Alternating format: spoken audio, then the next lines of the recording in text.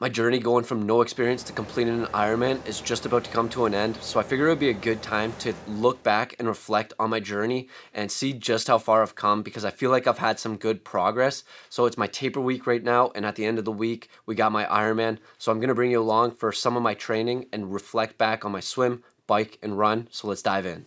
All right, starting our taper week off here, we got a 60-minute aerobic swim. And since we got a swim, I figured this would be a good time to talk about swimming and how far I've come. And this is probably the discipline that I've made the most progress in.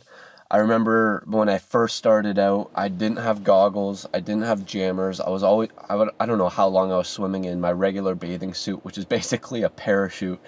And my times when I was first starting out was probably somewhere around 3 minutes per 100 yard. And I saw other people, and I was following some other people, and I was looking at their paces, and I was just like, I don't know how they swim that fast. And this is, like I said, the discipline that I've made the most progress in, because I still don't think I'm that good, but I've made so much progress. Then I ended up getting goggles, and I ended up getting jammers. And when I was first starting out, I was basically learning I knew how to swim, but I didn't know how to swim properly.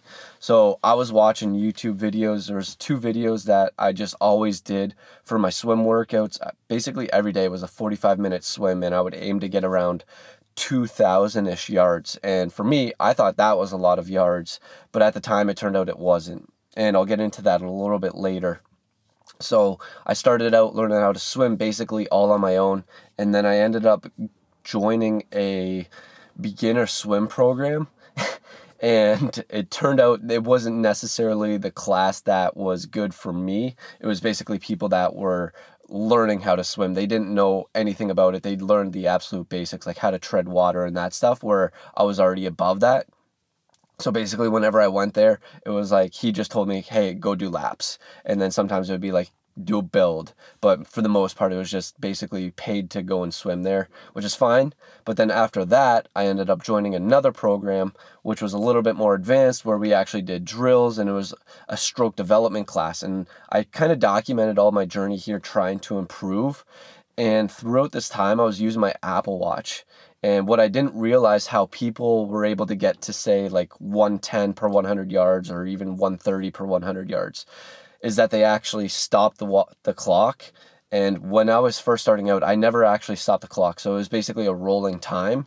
And that's why my average pacing was so slow. And a lot of the times when I was first starting out swimming, I would just try and go consecutively back and forth and back and forth. So I'd basically do 2,000 yards consecutively to try and keep up with these people that are swimming at, say, a 110 pace. I'm like, how the hell are people doing that? And I'm like, when I crack 2 minutes per 100 yards, I'm like, nice, that's a good day. And I was just like so amazed that people were at like 110, but I didn't realize that they were pausing it and there was like laps and that feature.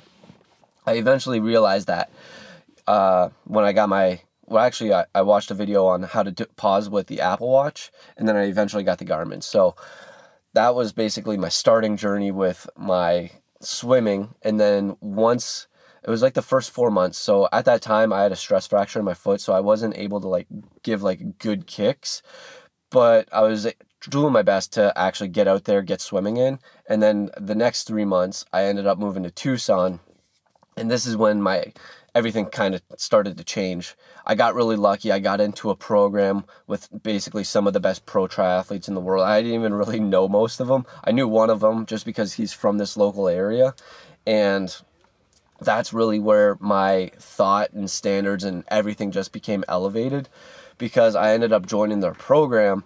And my first day there, I think we did close to, I did at least, they probably did a lot more because I'm slow. I think I did around 4,500 to 5,000 yards. And I'm like, holy, this is like every day for them, where I was doing 2,000 yards and I thought 2,000 was a lot. So that really helped elevate my standards, and just being around these people that are so much better than me, that really helped so much. And that it's just crazy just to see the development there. Like, just being around those people, I think if you're around other people that are a lot better than you, it's just so much better. And then there's also the open water swims. I remember the first time I actually went out in the open water, I told my sister to get some videos of me.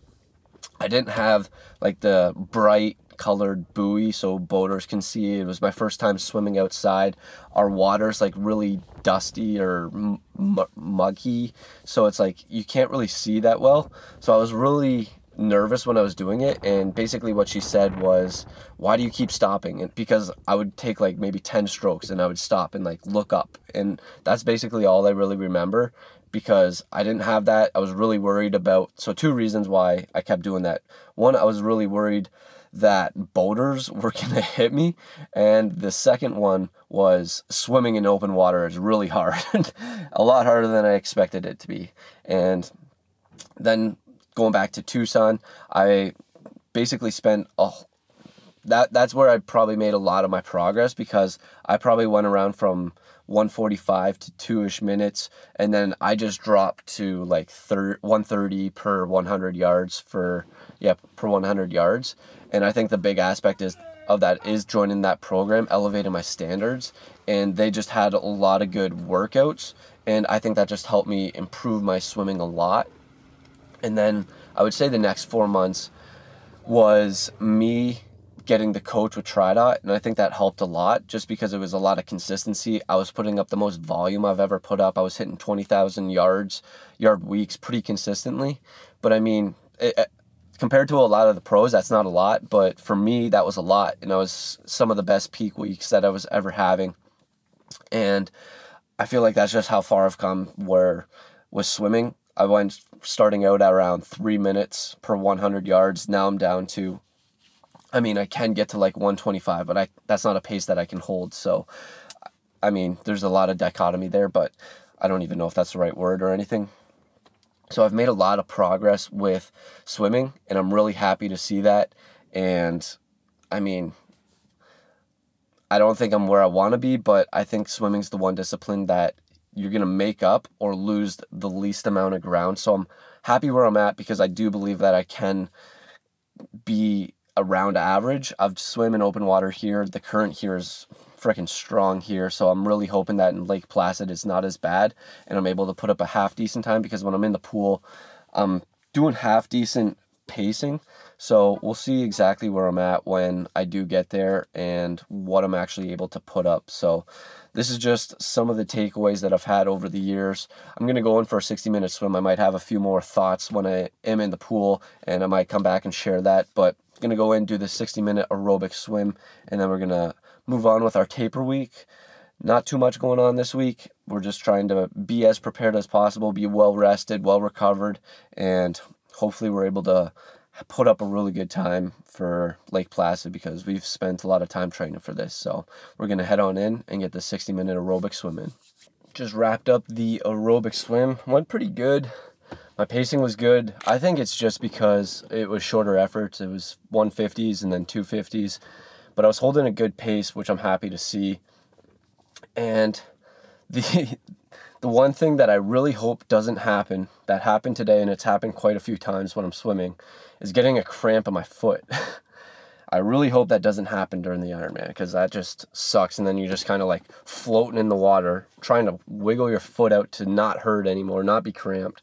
So it happened today, and I hope that it doesn't happen in the Ironman, during the Ironman. But I mean, that's pretty much it for swimming. I'm just looking forward to getting this swim done with. I'm pretty much done swimming. I think I'm going to be swimming in Mirror Lake when I get there, just to test it out. But yeah, I'm just looking forward to getting the swim portion over. And then I feel like that's when the race really starts for me, because as long as I make it through the swim's probably like the one I'm least looking forward to, the one that I'm most worried about, just because I feel like it's going to be not an ideal time. Like, I don't think I'll be terrible, but I just don't think I'll be good. So I'm just looking forward to getting that done with and getting onto the bike and then getting onto the run, even though both of those are going to suck, but looking forward to it. But that's pretty much it for swimming. Just hope I don't get any cramps. So we'll move on to the next disciplines here. All right, I just got back from my run, and I forgot to record the intro before it, but I just had a 40-minute race week build. It was 4 by 3 minutes at build to zone 3. There wasn't much of a build. It was just basically straight to zone 3. And then 2 by 2 minutes, build to zone 3, same thing, not much of a build. But got that in, and I would say with running, I've had good progress, but it started basically the last 4 months. The first 4 months, I basically didn't have any training because I was coming off my stress fracture from the marathon. So this is the only discipline that I've actually really had a background in, where in high school and grade school I was doing a little bit of running, but I wouldn't say I really took it very seriously. It was more so just doing it for fun, and I just never really took anything seriously back then. And then basically after high school I took maybe like 10 plus years off, and then I absolutely hated cardio. I hated doing anything that had to do with cardio. The most cardio you would really catch me doing is like 10 sets of bench press at the gym, and like I would hate doing like 5 minutes of bicycle. Like, I just did not like cardio. I was so lazy. So this is like the one that I actually had a background in. And then the first time I actually started was maybe about two-ish, maybe a little bit over 2-ish years ago. I started 75 hard, and then I eventually got into doing November at work, which is Movember. And then I started running. I was like, it's whoever can log the most miles. And I don't like walking because it's too slow. So I was like, okay, I'm going to walk or run, sorry, for that 45 minutes. And then it eventually led to my cousin asking if I wanted to do a half marathon, which I ended up doing. When I did that half marathon, I thought it went pretty good. I think I ran 134. So for my first half marathon, training was all right. Wasn't anything too serious. He just kind of gave me different stuff to do. But I thought that was pretty decent for my first ever half marathon. Training wasn't anything too serious. But the issue with that was I got an IT band injury after that, out for basically 6 months. And then once I started being able to get back into running, I started running, and I just felt bored and like I wasn't striving for anything. And then I eventually ended up signing for my marathon, which gave me a goal to actually chase. And then I did the marathon, got the stress fracture, and then the 4 months after that, I was just out. I couldn't run at all. And then after that, I started in Tucson. I didn't really do anything too crazy there. I think the longest run I did was maybe an hour and a half, maybe 2 hours. I'm not exactly sure. All I remember is when I did it, I was not feeling good after, because I didn't build up to it or do the progressive overload. I just went straight to it and did it. So when I was in Tucson, I didn't do anything too crazy. I just tried to do volume when I was there. But once I came back and I actually got the coach, the TriDot program, it actually took off really good. So I'd say my easy pace was about 9:30 to 9 minutes. And then once I got this program, it eventually, where it's currently at now, my easy pace is at 7:30. So I've had massive gains and massive progress here. My zone 3 efforts are at about 6:45 per mile. And then like my zone 4 is like low sixes. And then anything above that is just like stupid. And I've really seen really good progress there. Like my 5K time, I think I started maybe around 20 minutes, and then I went down to 18, and then I'm in 17s now. So I've seen really good massive gains for running. And I even did a 10K, but this was after like 123 miles the day before on the bike. And then I think I did a 40-minute off the bike run at like a 6:45 pace. So my legs were extremely shot that day. So I didn't do anything crazy on the 10K. I think I hit 39 minutes. And I was quite a bit slower than my 5K. I wasn't too impressed with it, but I mean, I've seen massive gains on my my running over this period of time, which I'm really happy about. And I'm really hoping for being able to, it would be awesome if I could do sub 7:30 per mile. I'm really aiming for like 7 minutes per mile. I might start at that off the bike. I feel really good off the bike, so hopefully off the bike I'm around 7 minutes per mile. And halfway through, we'll see how I'm feeling. If I'm feeling good, start pushing it a little bit more. If I'm not feeling good, maybe we'll just stay around 7. But I think I've seen some really good gains and progress with running, which I'm really happy about. And I think it's the program, because it's challenged me to push myself. And when I put it in my watch, the actual workout, it's like you have to stay in this zone. Whereas before, it was just like go at an easy pace, where I never pushed or increased my easy pace. And I never really knew my actual zones where I was at. I was just kind of going off effort level. It was like, okay, go at a hard pace. Okay, go at an easy pace. Okay, go at a 5K pace. Okay, go at a 10K pace. Whereas with this, it's like, okay, you're going to be in this zone at 6:45. So it's like, okay, now I have to actually run at that pace. So I think that helped out a lot.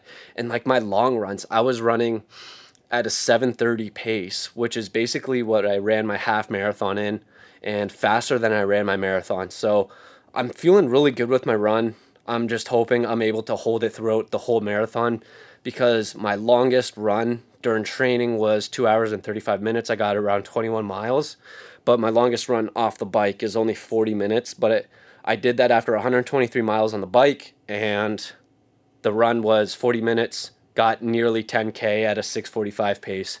So I'm excited to see how the run goes. I don't know how I'm going to be able to go from past 40 minutes, because I've done up to 40. I don't know if I'm going to be able to hold that pace for longer than 40, if I'm going to be able to hold it for 2 hours, 3 hours, however long. But if I'm able to hold that, I'm going sub 3, but that's a huge ask. So that's pretty much running. And the last discipline, and this is my taper week, obviously, the last discipline, I just got my bike tuned, got new wheels on it. I'm really excited to test it out tomorrow. I'm going to be doing a 40-minute bike ride, and then after that, heading to Lake Placid. So really excited to test the bike out, but that's my running. Seen really good improvements during this training block, so I'm excited to see how it goes, and I think I should be able to beat my personal best in my marathon time, which was 3:38. And I don't like using these excuses, but I was sick on that day, and I got the stress fracture. So I'm really hoping that I'm able to improve on that, at least go sub 6 or sub 3:30 on the marathon. So we'll see how it goes, but I've seen some pretty good progress for the running, and I'm really happy with it. And I think huge aspect of it is this training. So I'll catch you tomorrow on the bike. Last up here, we had our bike ride today, just an easy 40 minutes, basically testing out my new setup, my new bike, making sure everything looks good, everything works good, and that brings me into one of my main points. It was not working good. So shifting from the first one into the small one and then back up, it was just not catching. So luckily, got a really good connection at the bike shop here and hooked it up real quick, fixed it up real good, and I've taken it back out, and from what I've seen and what I've tested so far, it's good. It works perfectly fine. So that's really good to see. And just using the new wheels, the new tires, the new latex tubes, just the new setup in general, I'm feeling really good. It felt like I was just cutting through and I wasn't even trying. So really excited to try that out and see how it goes with the actual event, because I've been using like my normal wheels, and I'm hoping that it just slows me down a lot, and I'm seeing a lot of good improvements with these wheels. So hopefully it actually ends up working out really good, and that turns into a good investment. So going over biking, I've seen some pretty decent improvements here, but I wouldn't say it's anything drastic. When I ended up looking back at one of my first videos that I made, and I talked about how fast I was going, and I was talking about like 18 to 20 miles per hour, and I was like 20 miles per hour is like a really good day for me, whereas now it's like I rarely get below 20 miles per hour unless I'm doing a lot of elevation gain. So it's just really cool to see how far I've actually come from that. So basically started out, I did not look like I was comfortable in the aero position. There's this one video that I always like go back to and look at, because when I'm riding, it looks so uncomfortable. Like I just look so stiff when I'm in the aero position. And it was one of my first times actually riding in the aero position. So then I compare it to this other time when I was maybe like six-ish months later, maybe 7. And it's just like complete different like demeanor on my body, where I actually look comfortable in the position, that I actually look like I know what I'm doing. So I've come a long way, not just with the overall performance on how well I can do. It's like I also look like I know what I'm doing a little bit better. So basically when I started out, I was at like 18 miles per hour, and like when I got to 20, I was super happy, and now everything's like well above that. And I think going to Tucson, I had a lot of good gains there that I don't really realize. I think just being in that terrain, because there was a lot of climbing and like going out Mount Lemon, and then there was this other one called the Shootout, and I think that had about 4,000 to 5,000 feet of elevation gain. So I think just doing those helped a lot, and just being in a more like elevation gain area. I felt really bad at the time because my average speeds were a lot slower, but it did have a lot of elevation gain, and I think that translated here, because where I currently live is really flat, And then I think that just translated to my speed here, and I saw a lot of improvements there, which is really good. And then I started moving out and actually training with a lot of like elevation gain and like hills and everything, and I'm just seeing like really solid gains there. Still not anywhere close to where I think I would like to be, but from my rides and training, I've seen some good improvements, and like especially going for 5.5 hours, 6 hours, I think hours and 15 minutes was my longest ride. I think I hit around 130 miles was my longest one. So I mean, being able to hit that and just feeling good afterwards is like really great progress. So I'm hoping that I'm able to put up a really good time on the bike. I know this is the one discipline where you can gain or lose the most ground. So I'm really hoping I can gain a good amount of ground, make up some time there, and then put up a really solid run, not drain my legs out too much. But we'll see how it goes. I'm feeling pretty confident with the bike because I have done training extremely similar to what I'm assuming I'm going to see at Lake Placid. I've done one where it's 7,000 feet of elevation gain, and I think I got 123 miles on the bike, and then I did 40 minutes off the bike. So I'm feeling pretty good. Uh, I mean, I've done the work.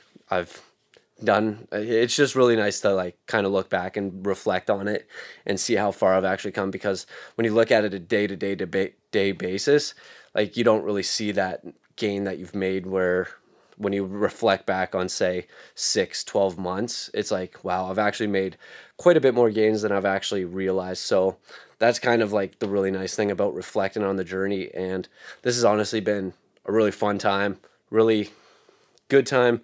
But the journey of going from no experience to an Ironman is coming to an end. When this video is posted, I'll be doing my Ironman the next day. Hopefully it does go well. But if you have been enjoying these videos and join me along for the journey, I do appreciate you tuning in. And if you are just tuning in, I don't know what's in store for the future. Right now, just tunnel vision on Ironman Lake Placid and putting my best foot forward there. But we'll see how it goes. So I appreciate you tuning in, and we'll catch you in the next one.